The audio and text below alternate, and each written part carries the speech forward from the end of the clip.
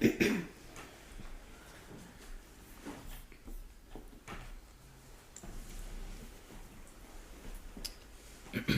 once again, Happy New Year, or as the card we got, Happy New Now.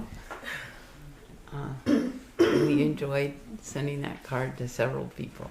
Thank you, Steve. And along this theme of Happy New Year, we are, and we chanted about these 4 divine abidings. The Pali word is Brahmavihara. Vihara is dwell, and Brahma is a very, very high realm of gods. And so this idea of a heavenly, divine place to dwell, to hang out. There are these 4 emotions that the Buddha advocates and teaches, and they're mind states, and they're also meditation practices, like meditation vehicles, objects. And all 4 of them are really expressions, the heart's expression of love. And in Pali, they're metta, karuna, mudita, and upekkha.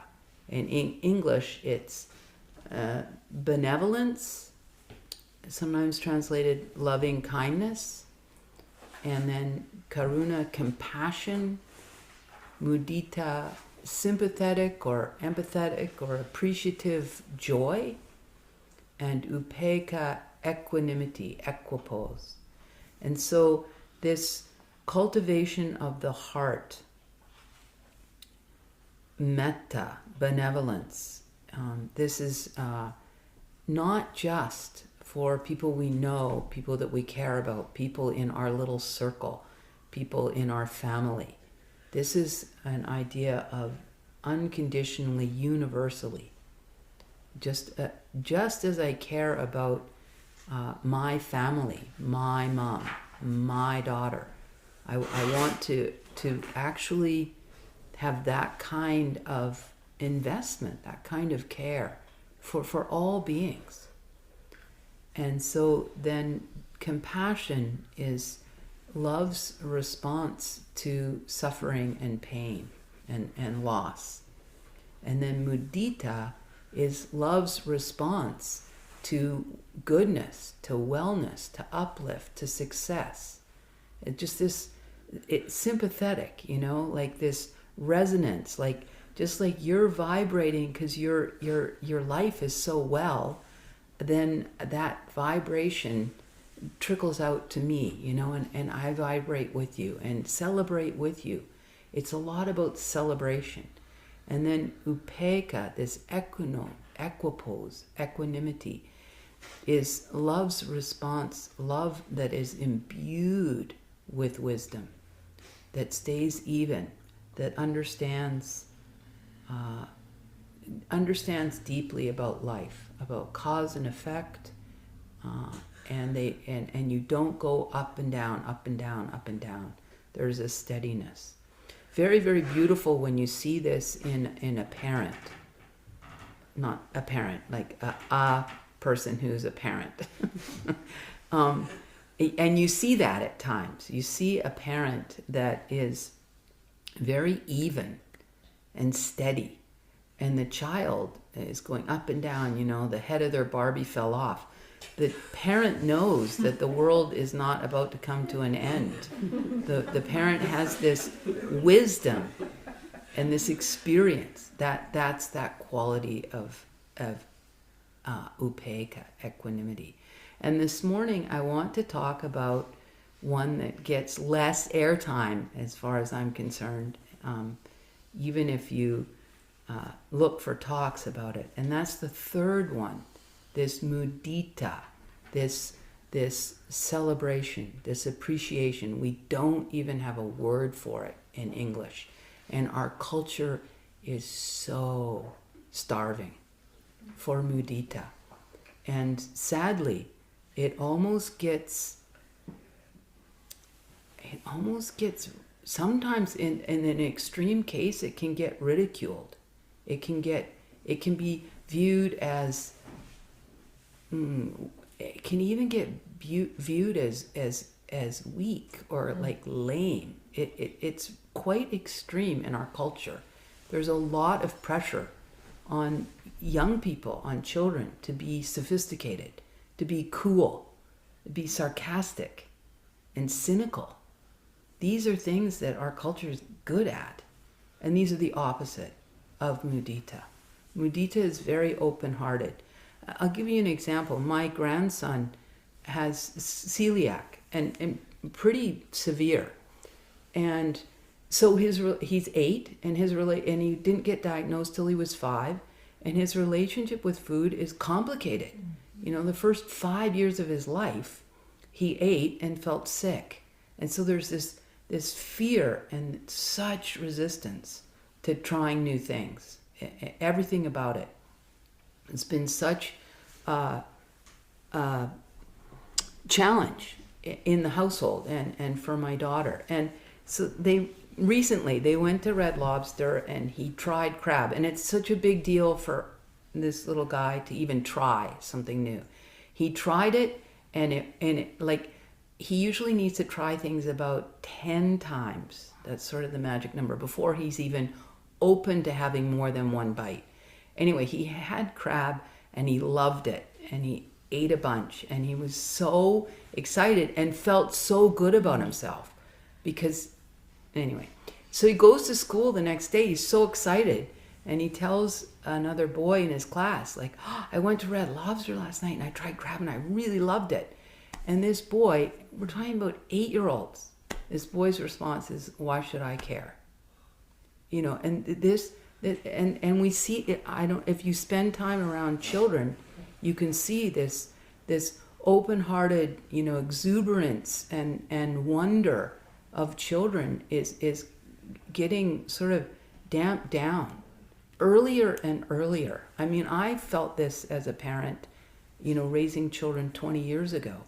And I see it's even more now. I was talking to my brother, who was an elementary school teacher, and still he's retired, but many of his friends are still working, and elementary school teachers are even wanting now the grade 7s to get out of the elementary school and go with the high school, because this being cool, being sophisticated is going younger and younger, and we are starved for mudita. And I really want to talk about it this morning. And before I talk about the practice, I just want us all to get more buy-in, to see the beauty and the benefit of this heart space, mind state, this practice. And so I'm going to mention 3 things, and the first is, I'll just look at my notes here and tell you what the first is. The first is that it balances compassion. We get a lot of teachings about compassion, and we feel the need of it because, you know, of our own suffering and then the suffering of our family members and people close to us and the world, wars and famines and tornadoes and like a lot of bad news. So there's a lot of teaching about compassion and it's very apparent. And again, this much less about mudita, this celebration and appreciation and resonance, tuning into and resonating with the good. And so mudita balances karuna. This appreciation and celebration balances compassion. And this is a guiding principle in our spiritual practice, this need to bring the heart, mind, the nervous system into balance. And it's maybe one of the most important points. this bringing, and it's also realistic. It is the other side, and the other side is there. Again, this suffering can get quite a bit of airtime, rightly so, because we need this is the practice. We need to come to understand it, and release ourselves from it, disentangle. But we absolutely need this other side. We need to bring things into balance. And there's so much about when the mind really starts to settle and go more still in meditation. It is from this balance. It comes when things really start to get balanced. And mudita, this Pali word, the root is mud, and it actually means to be soft, happy. And there's a lot of the teachings have this quality of celebration, this quality of loving the good and honoring it. This actually is the path into deeper meditative states. These are the bricks that path is laid with, like pamoja. Again, this joy, this word pamoja, which starts to begin to happen when the mind gets more calm and more satisfied with simplicity and with the breath, with the present moment. Pamoja, this is something that starts to arise, and this is related to mudita, the same root. And when monastics receive food, they chant an anumodana. Anumodana is another Pali word related to this root mud and related to mudita. Anumodana, a beautiful translation, is rejoicing in the generosity of others. Very much a quality of mudita, rejoicing in the goodness of others. So it brings the mind more into balance, and it's more realistic. It's more the actual picture, even though our minds our nervous systems biologically have a negativity bias. This was necessary evolutionarily, that you're in the woods, and you can't just be. This is like thousands and thousands and thousands of years ago, on the African savanna. You couldn't just, I don't know if I said that word right, you couldn't just be like, chill, man. I mean, you had to be paying attention, crack, gobble, gobble. You had to be paying attention to the warning signs, to the negative, to danger, danger, danger. Wasn't there that show, Danger, Danger? Yeah, thank you. Yeah, danger, danger. Yeah, those are how our nervous systems are wired. Rick Hansen talks about this beautiful neuropsychologist, and just that the nervous system, the wiring is that we're Teflon for the good, and Velcro for the negative, for the danger. And so this is, again, mudita gives us a practice for working with this wiring and countering that tendency. Secondly, so it brings things into balance. Secondly, mudita, this beautiful mind state and this beautiful practice counters so many of our hindrances, our selfishness and our pettiness. It counters it. And there's a beautiful passage in Majjhima, the middle length discourses, sutta number 62. It's this wonderful conversation the Buddha is having with his son, his biological son, Maharahula Ovada, the greater discourse on advice to Rahula. and Rahula's he's about 18 at this point in this conversation, and he says he's teaching his son the path, and he's talking about these 4 divine abidings and these 4 meditative practices, and he says, when you meditate on rejoicing, any discontent will be given up.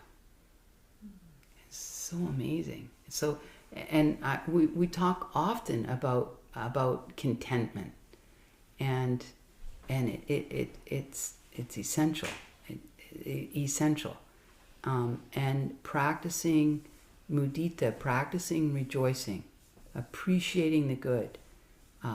It first of all, it primes the pump and attunes the mind to seeing the good, and then you hover there and highlight it, and this satisfies the mind.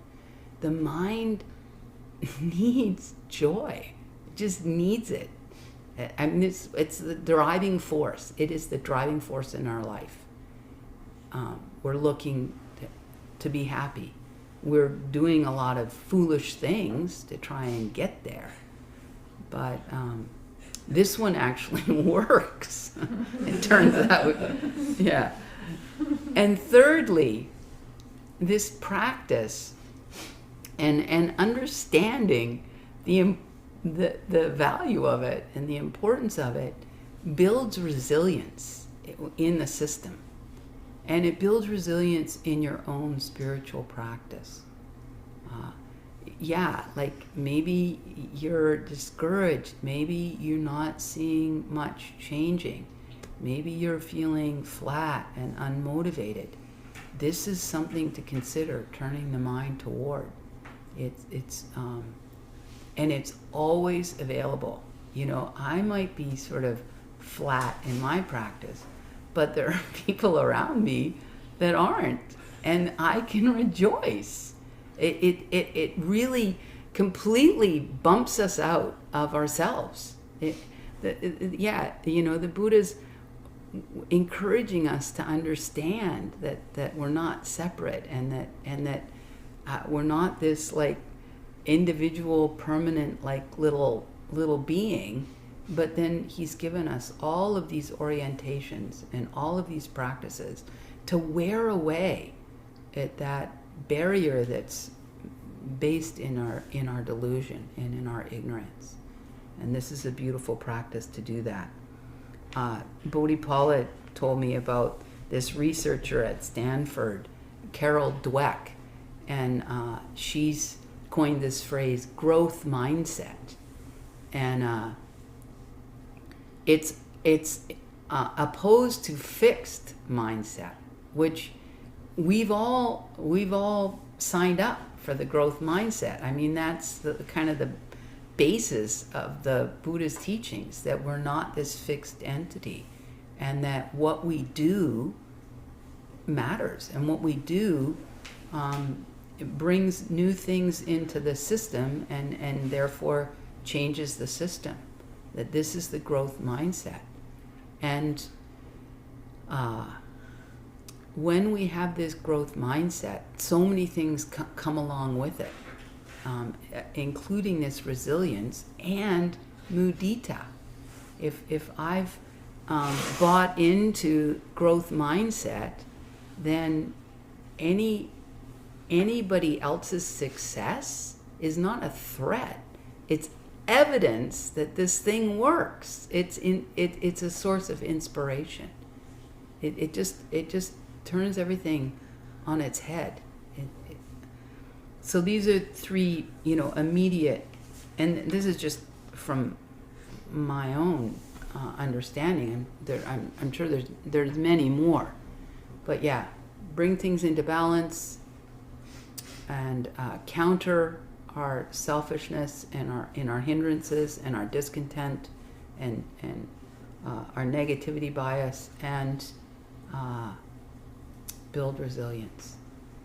So this beautiful practice of mudita, of appreciating the good, it is, like I said, both an orientation in everyday life, and a quality of the heart, and a specific meditation practice. And so I'm probably going to end up mixing those up, but I'll try and talk about the meditation practice. And this isn't something that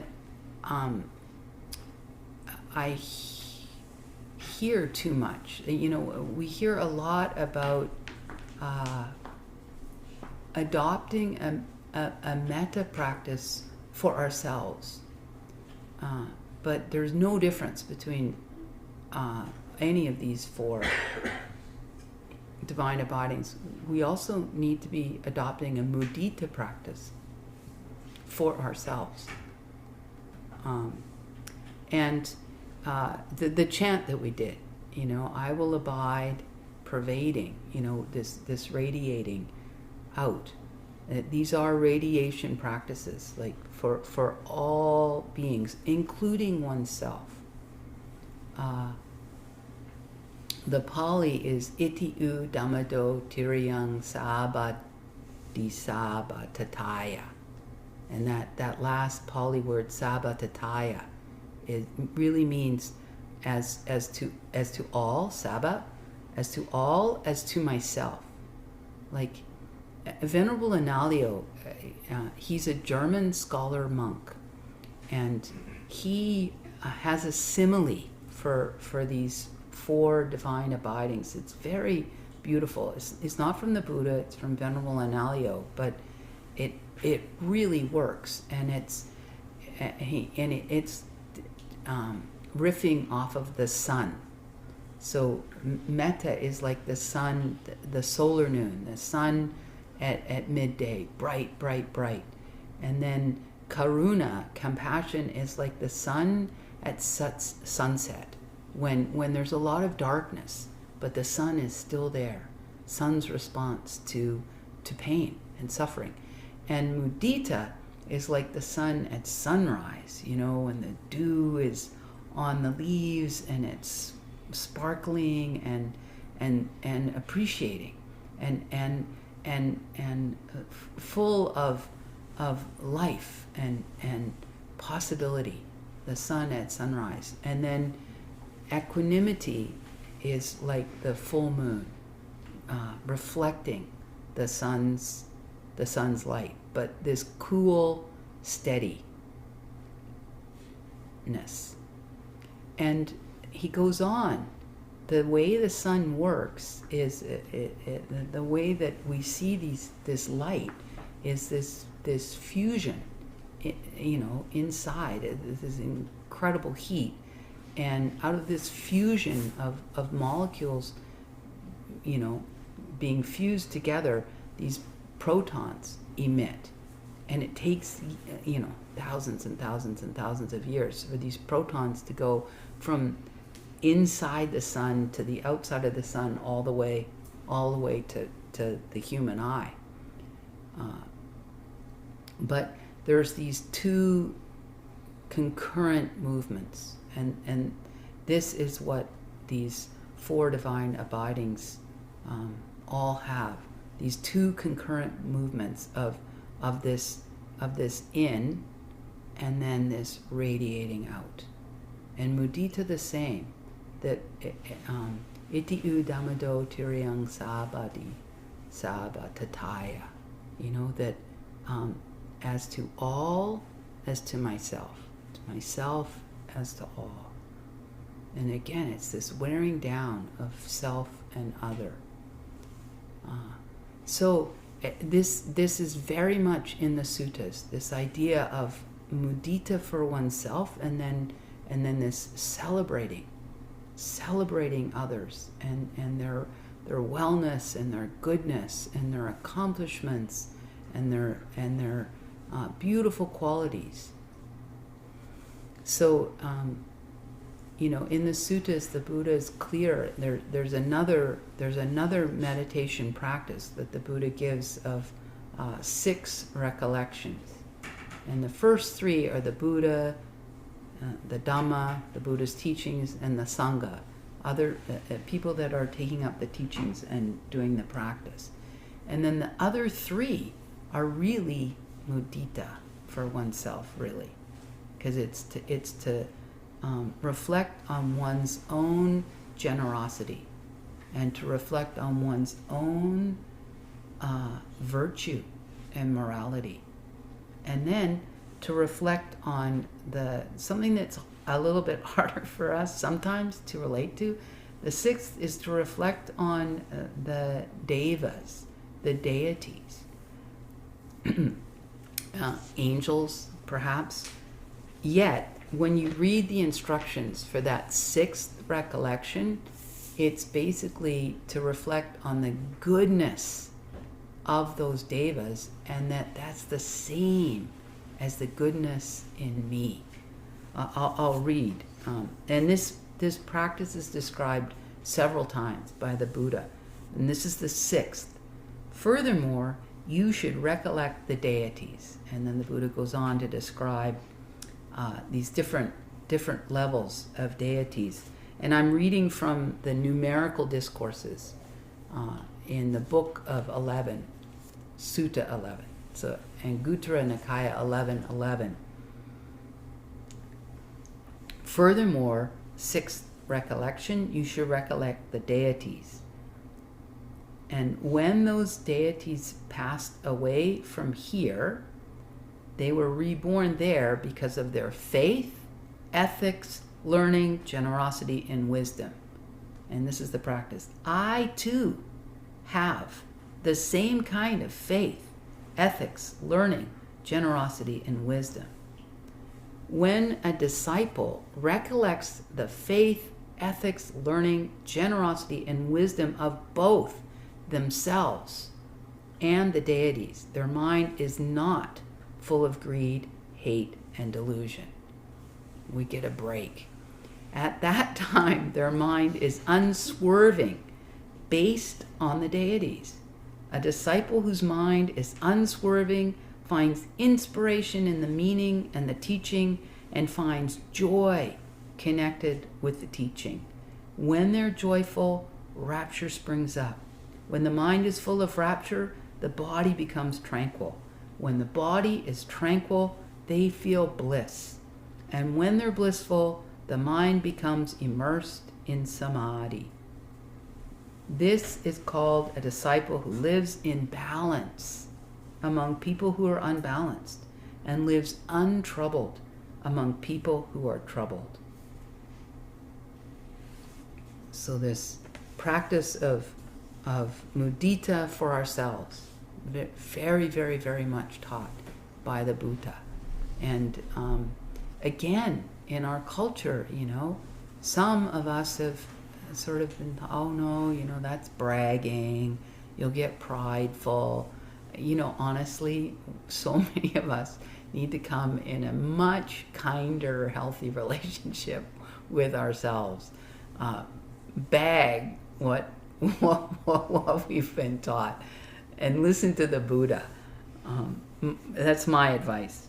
And then, so as to myself, as to all is to myself. The practice of mudita for others is celebrating others. Again, something that our culture is starving for. There's we need more and more opportunities to really celebrate people, include people, hear people, see them, value them, see their goodness, and reflect it back. So many of us are starving for that. My meditation teacher, Beth Upton, she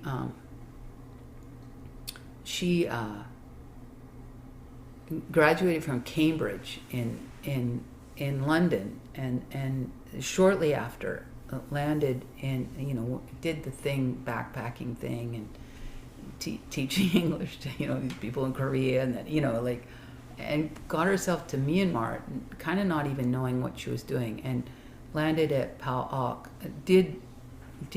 Did know some about meditation and the Buddha's teachings, and was loving it. But she said she had quite a bit of anxiety, and she's in her early 20s, and she said landing there, it's a community of about 1,000 monks and nuns, and they're all practicing together, and they all have group interviews. Nothing's individual, everything's group. And she said, many people were really progressing in their meditation, and there was just such a culture of mudita. And she realized how starved she was for that. And that basically that was a huge part of really her heart, mind calming down and opening up and feeling included and like a sense of belonging and safe. And this flow of love. Yeah. And when we do have this growth mindset, the success of others is a source of inspiration for us and a source of uplift, and always available. There's always something good happening in someone's life, probably someone you know. And so we can really derive uplift from that. And when that's not happening, and we all know that feeling where it's like the heart is a little bit crispy, a little bit, I mean, okay, I'll speak for myself. I know that feeling. And so don't force it. Don't, oh yeah, it's so great. When don't lie. Don't do that. What you want to do is you want to realize, oh, my heart is not unbounded right now. It's bound up. And so you want to care for that, and that's going to just take the other two, some metta and some compassion for your own state of heart, and to all as to myself, just like when someone else is feeling threatened or small-minded, small-hearted about something going on in someone else's life, again, that gets included. That gets included in the family of love, and that gets cared for. We can learn a new way. We can learn a different way with these 4 beautiful mind states that the Buddha's given us. Just a couple more things about this mudita for others. I was visiting my grandchildren in Ottawa in early December, and that we had this little dart game, actually supplied by Bodhipala, and we're playing it, and it was like these Velcro darts it was so fun, and so I do a shot, which is terrible. I mean, I think it stuck to the board, but it was nowhere near the circle that you got points. And my granddaughter, almost 6, starts laughing and clapping. And I'm like, no. We do not celebrate people's failures. We don't celebrate things that aren't going well. This is not a source of celebration. And we flipped it. I said, we celebrate when it's a good shot. That's when we clap and we laugh and we high five, and and it was great. It just completely changed the whole mood, because then there's like this big acknowledgement and encouragement and support for not competition, celebrating everyone doing their best, and having some success. This is the part you highlight. This is the part you celebrate. And we need to be teaching our children, and we need to be reminding ourselves to have this orientation in life. The queen of this to me is Abby Wambach. if people know her, she's a gold medalist soccer player from the United States. And she's now got a podcast, We Can Do Hard Things. It's a fantastic podcast. Oh, I haven't ever listened to it, but I've heard it's really good. But she's written a book called Wolfpack. Very, very beautiful. And so much of this book is about Mudita, truly. And she's sharing about the soccer field. It's a team. And she has an expression, point and run. And this is her practice. And she's teaching it and encouraging the entire team. And this is probably how they won. The American team won in the Olympics a few times. And Abby was like top scorer several years. But she's like, you're not always going to be the one that scores the goal. So point and run was her practice. She'd score a goal, and the first thing she'd do is point. And she would point to who had passed her the ball, like who had assisted that goal. It's interesting, you get that in hockey, but you don't get it in soccer. And she would point to the player that was, and the point is the whole team scored. It was a team goal. It's not one player. It's a team. And the run part was, you're not always going to be the goal scorer, so you better be running toward the woman who did score the goal and celebrating it with all of your heart. So this is something that we can reteach ourselves. And it is like the most immediate joy is immediately available if we pick up this practice. So I will end there and definitely invite any questions or comments. And I'll just mention that the only teacher I know who